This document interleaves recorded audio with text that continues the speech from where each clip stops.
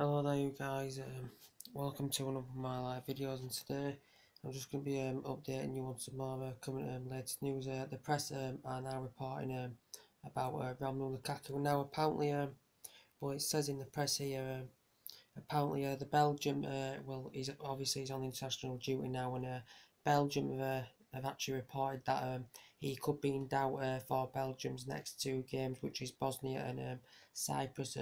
He could be in doubt, and apparently the reports are suggesting it's coming from Belgium's. It's reporting from Belgium that international duty that apparently Romelu Lukaku had suffered an ankle injury during the 4-0 win against Crystal Palace, which I haven't seen about, and it did say in a Belgium statement said it's too early to say if he will be playing Belgium's upcoming games, but it has been confirmed. Very, very good news for Manchester United fans that it's confirmed that he has had an MRI scan, and there's no fracture or structure damage. No fracture or structure damage has been diagnosed. It looks like there has no any injury at all to Romelu Lukaku after reportedly being apparently suffered an ankle injury during the game. But it says here, Romelu Lukaku has had scans after reporting for Belgium duty with an ankle injury. But the player, and apparently in the next couple of days is going to be involved in the training program as well. But they said it's too early to say if he's going to be match fit for Bosnia and the Cyprus game as well. Romelu Lukaku, the player that's been fantastic for Manchester United this season since he's come, £75 million. He scored 12 goals now in all competitions for Manchester United this season. He's nearly scored a century of goals now, all in all in the Premier League as well. But looks like it's nothing serious. But he's had the MRI scan. He said there's no fracture or structure damage to this. He's coming from the Belgium international duty that reportedly he had suffered an ankle injury, but basically they've come out and said he could be in doubt for Belgium's next two games, which is Bosnia and Cyprus. The process, the player that's good. His movement inside the box and outside the box is good. He's a prolific goal scorer, just as is proven. I wouldn't want to see Lukaku get injured, because obviously we've got Rojo injured, we've got Pogba injured. Our most essential midfielder. We've still got Ibrahimovic out until December, and we've just seen Young recently come back. We've seen Luke Shaw come back, and we had a lot of injury problems last season, with Manchester United as well. So,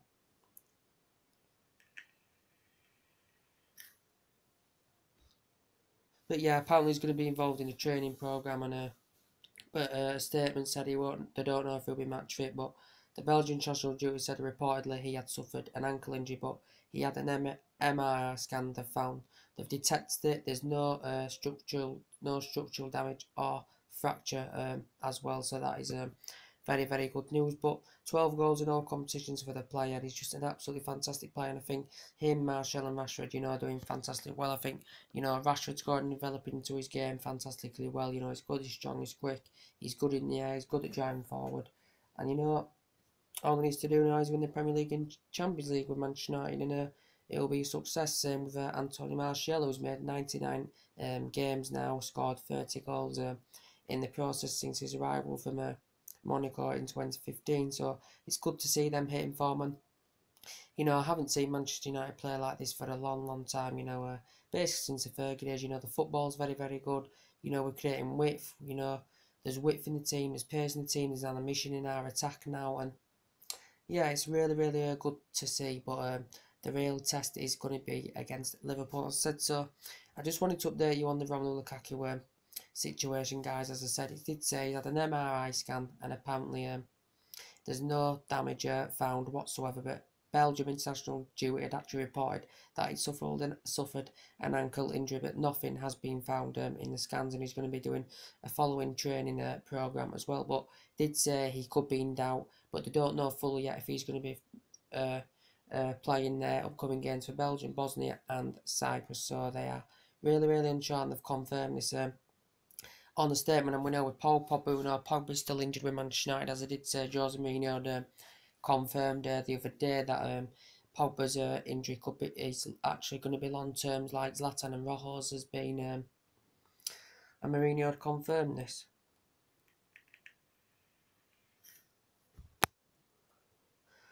Mourinho had confirmed that Pogba's is a long term injury like Zlatan's and Marcus Rojo. As I did say, you know, he went against club advice, ignored medical staff. You know, Mourinho wasn't satisfied about this, and it did say as well he could be sidelined for at least 7 weeks. Could Paul Pogba? So that could mean till end of November, early December that Paul Pogba is back at playing for Manchester United, and he's done well this season. You know, he scored a couple of goals, you know, provided a few assists, and he suffered the hamstring injury during the Basel game. And he had the injury last season, but he only was dismissed for 3 games. But this looks more severe than we originally thought regarding Paul Pogba in the process. But £89 million last summer, and he has been worth the money because he developed towards the end of last season very, very well.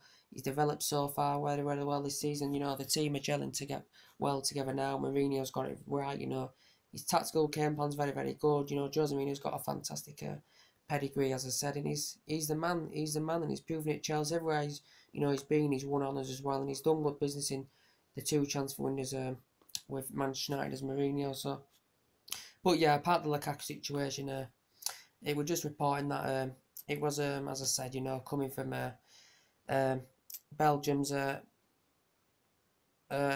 Belgium's international duty that apparently he suffered an ankle injury, but he's had a scan, an MRI scan. There's no fracture or structural damage has been diagnosed, so that is very, very good news in the process. But I updated you early on. Who do you think's basically Manchester United's next sign could be? Because I said, you know, we still need players in that team. You know, we still need a winner. You could still say we still need a potential left back as well. But look at this season. You know, Rashford's got 6 in all. Martial's got about 5, provided quite a lot of assists as well. Last 2, you know, Martial's got 3 assists. Also got his name on the score sheet against CSKA Moscow. Got the assist for Lukaku's goal against Palace. Got an assist in the CSKA Moscow game, and got his name on the score sheet and assisted 2 goals as well, which was very, very good for me, Antonio Martial. Good to see Juan Mata, you know, getting his name on the score sheet as well, making his 200th appearance and scoring his first goal this season for Manchester United, you know. But we're scoring 4 goals, you know, we're scoring loads and loads of goals this season, you know, something that we didn't do last season. I think Ashley Young's made a big impact since he's come back into the team.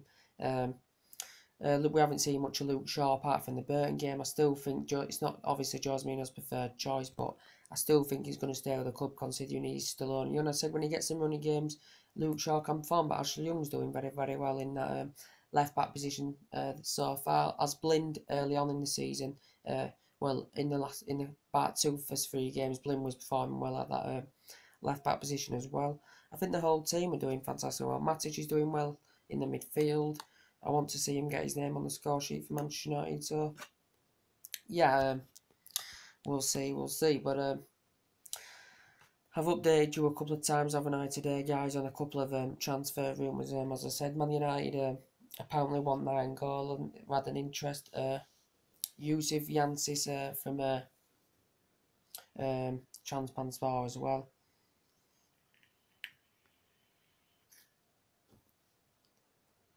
From Transpanspor as well, 9 years, as I said, at 18, you know, he's only young, he's a good young age prospect. I think since he's broken into the first team, he's made a massive impact, Transpanspor, so he's been nearly a decade. Also made his international debut during the summer as well, and the Turkish publication reporting that Manchester United were actually willing to put a £14 million bid in. Quite a few other teams have linked with the player. He scored 6 goals and 10 assists last season, made 22 starts and scored 6 goals and assisted 10 in all competitions. But the president has come out and basically said they are not willing to do any business or offload the current player in the process. But he made his first team debut in the cup at aged 18, and in 2016 he made his first league debut as well. Did the play? So looks like he's recently ranked well and he's progressed very, very well.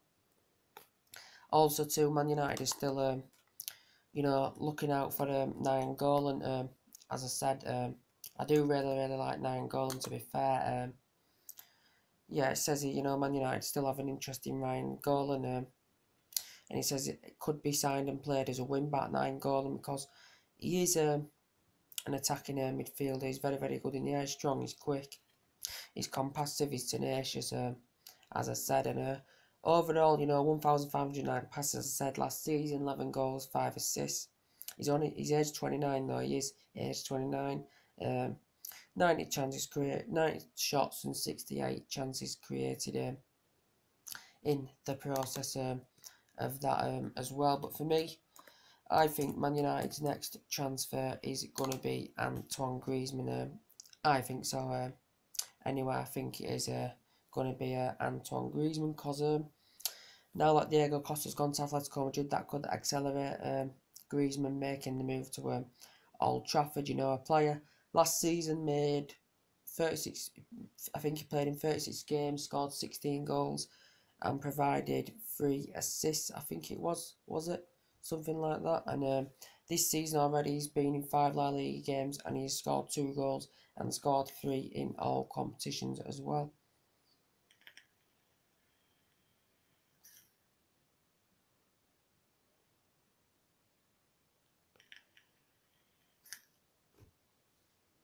Sorry, last season Griezmann got 16 goals and 8 assists, sorry, should I say.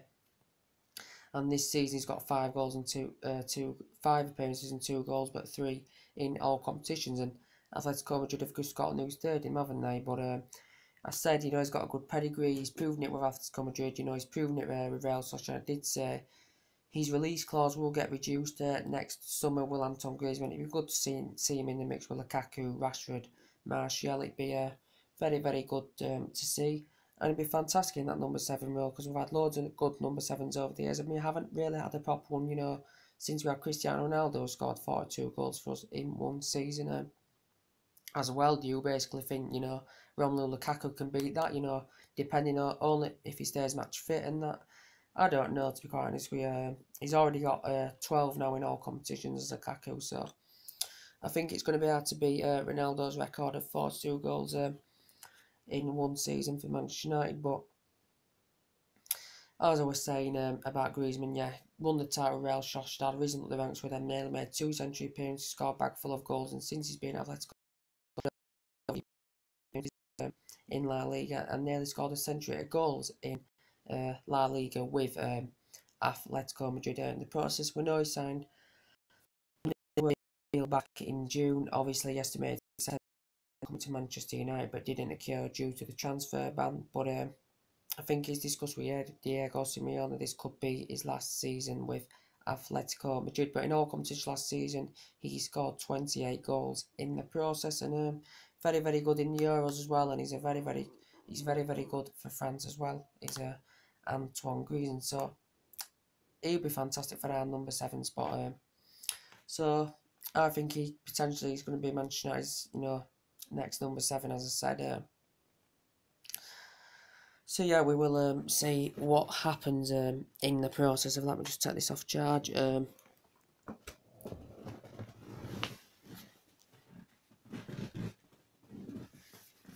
just take this off charge.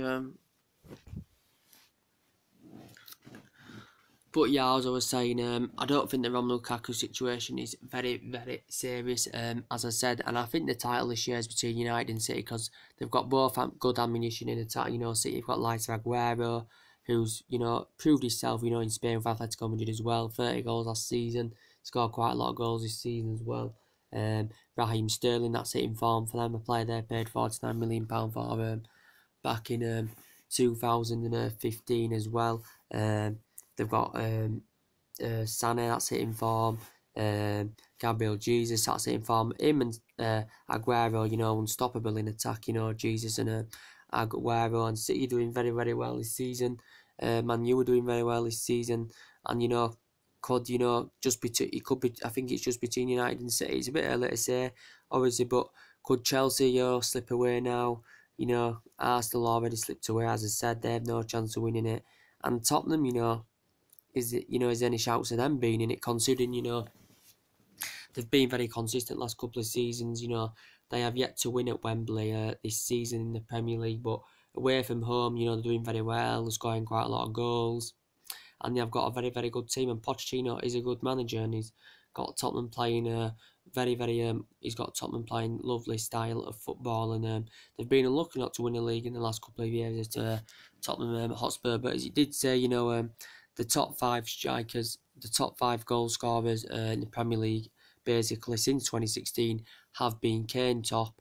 Then it were Aguero, Lukaku, Sanchez, and Sadio Mane as well in the process. But Kane this season has scored 6 goals for Tottenham in 7 appearances in the league, and I think all in all he's scored about 11 or 12, including the Champions League, because he got a hat-trick in the Champions League, he got 2 against Dortmund, and he got 2 at the weekend against Huddersfield as well, and he's won the Golden Boot last couple of years as well, reason up the ranks fantastically well, as I said, Harry Kane, and I love, for Manchester United to get Harry Kane in the team, but do you think I think, would he complement Lukaku, because they are the two basically best strikers in the Premier League for me, especially at the moment, and Kane's now hit 108 goals, is it? All in all, century of goals, 108 goals in all competitions for the player, about 80 odd in the Premier League now for Harry Kane, and for 3 years with Tottenham,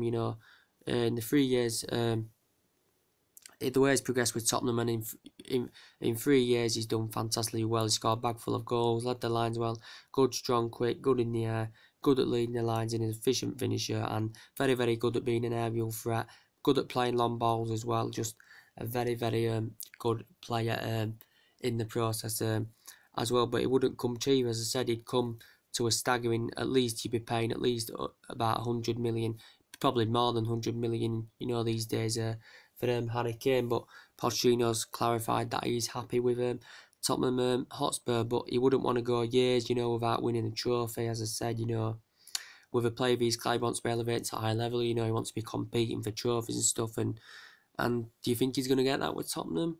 I don't really know, but we'll see what happens in the future. And Tottenham have got a lot of good players, as I said. But for me, the best strikers at the moment is Morata. Very, very good hitting form. Chelsea proved himself in Italy, had a good pedigree with Juventus as well. Did quite good with Real Madrid, even though he was a reserve player, but still performed well when he was on the pitch. Lacazette did very, very well with Lyon. He's doing good with Arsenal as well. Lukaku's doing very, very well for us, and Kane's doing very well for Tottenham. So for me, they are the best strikers in the Premier League at this moment in time, especially. But Mourinho spent £300 million, obviously, in 2 transfer windows, or is it just over £300 million since he came to the club? So he has done good, but this has also boosted our youth academy as well as Jose Mourinho. So that is very, very good to see as well. But yeah, anything else to update you on today? But yeah, how do you think Man United's next play is basically going to be? Because I'm not quite sure at the moment. Obviously, do you think Mourinho'll still go for a left back?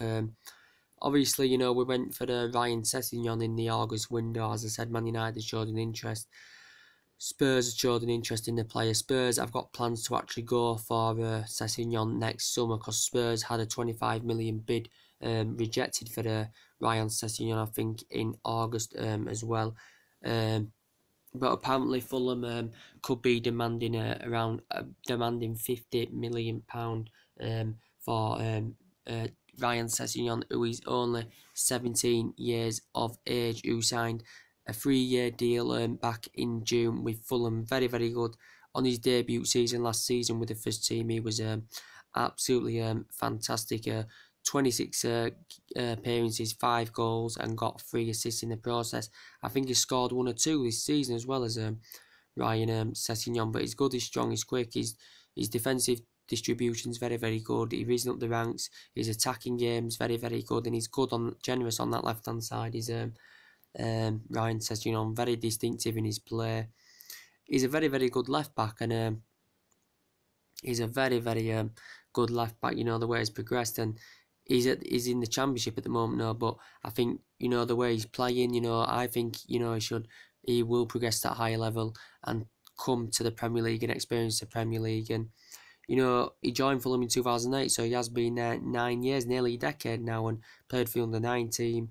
made his first debut against Leyton Orient, made his first league debut against Leeds, and also scored his first goal against Cardiff and became the youngest player to score a goal in the first team in a championship match. So he's a very, very promising player. But 50 million is a lot of money, considering he's only young, he's a championship player. That is a lot of money, and this is only his second season in the process with the first team. So that is a lot of money for Ryan Sessegnon and his brother. He's got a brother called Steven Sessegnon as well in the process.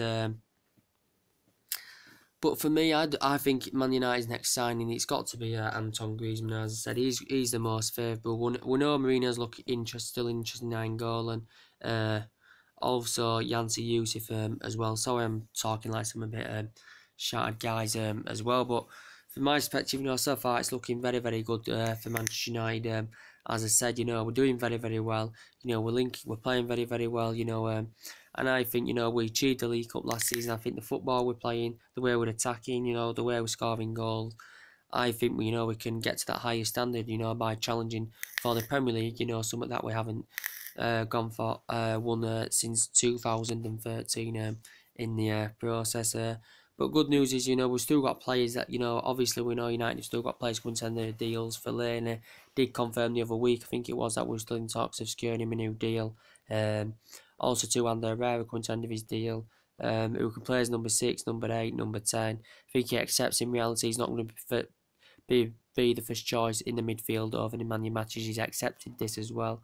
Mata's coming to an end of his deal, who I think's performed fantastically well this season on the right hand side, because he can also play as number 10. He can play in the middle where Mkhitaryan's performed most of this season, because Mkhitaryan's been in the middle, and he can play on the right as well, and he's provided quite a lot of assists for Manchester United as well.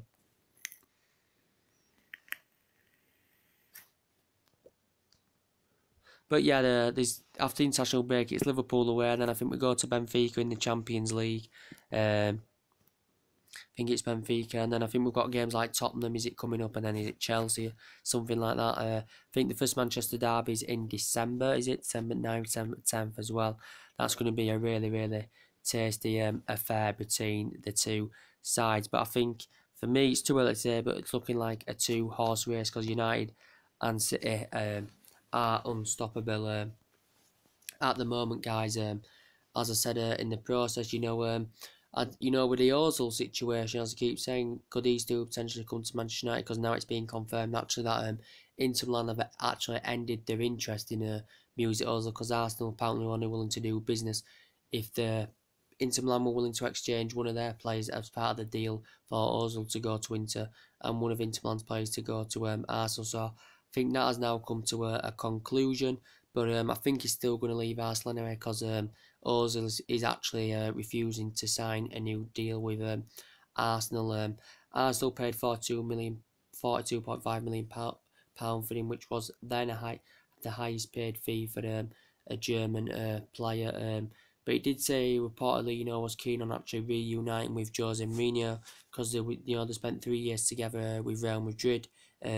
He was also in a Bundesliga for 5 years. Was Mesut Ozil in the process as well. It did confirm Arsenal have not had any talks of signing him a new deal since February.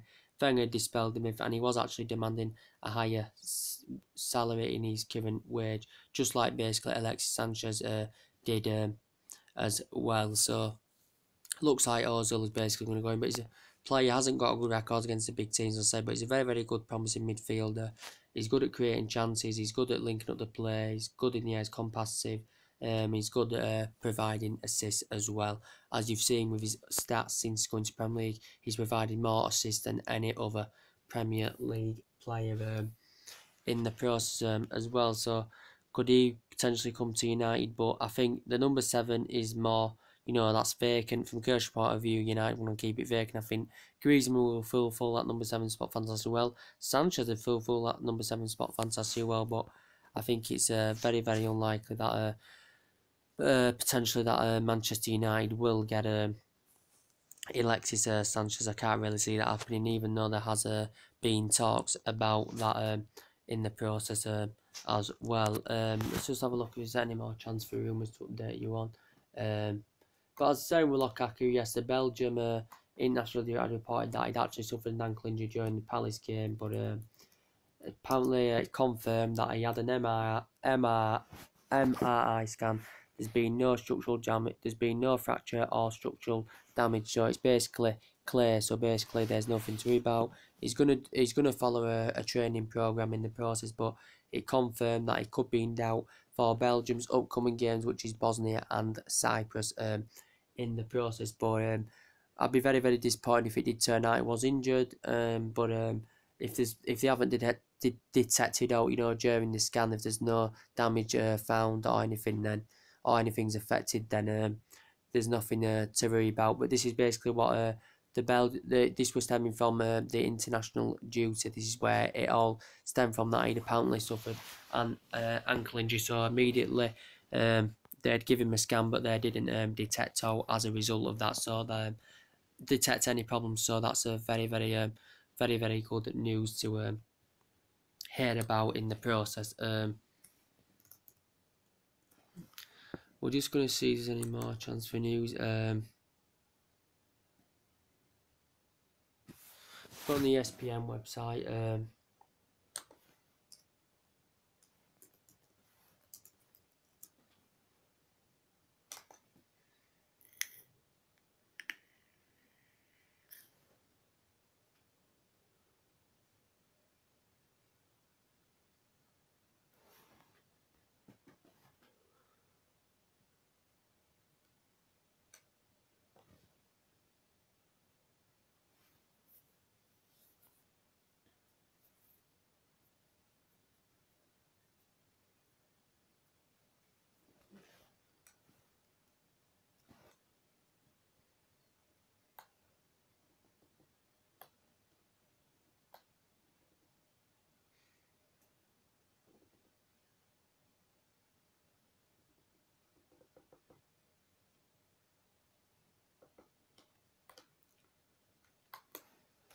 yeah, I don't think there's really much else to update on.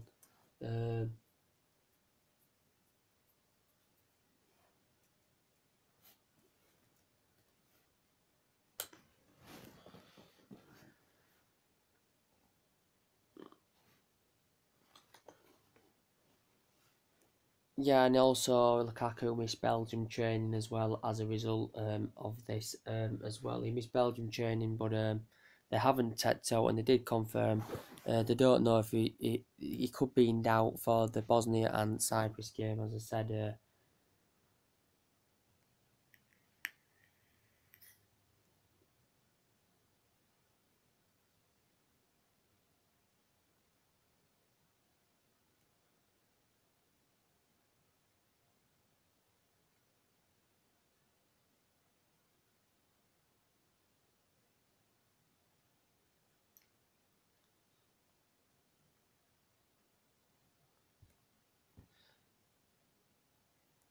But yeah,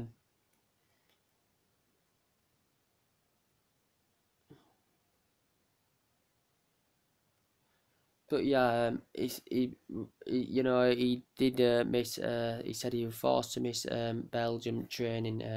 Marian Fellaini, not Fellaini, Romelu Lukaku, um, due to an ankle injury that's been detected with an MRI scan, but they've found nothing. So I don't think it could be all to worry about in the process as well. So anyway, guys, that's basically everything to update you today.